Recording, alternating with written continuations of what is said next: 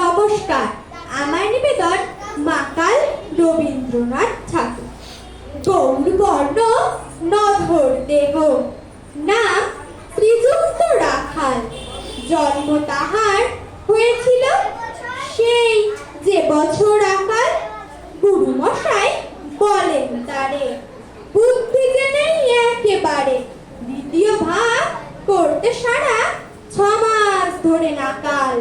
রেগে মেগে বলেন, বাদর নাম দিন তোর মাকাল। নামটা শুনে ভাবলে প্রথম, বাকিয়ে যুগল ভুরু। তারপর সে বাড়ি এসে নৃত্য করলে শুরু। হঠাৎ ছেলের মাতন দেখি, সবাই তারে শুধায় একি। সকলকে সে জানিয়ে দিল, নাম দিয়েছেন গুরু। নতুন নামে উৎসাহে তার বক্ষ দুরু দুরু।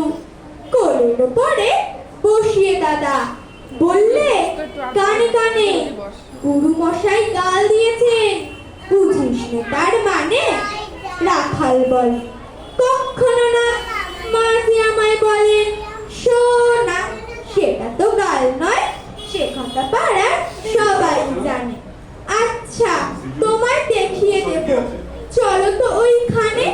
টেনে নিয়ে গেল তারে পুকুর পাড়ের কাছে।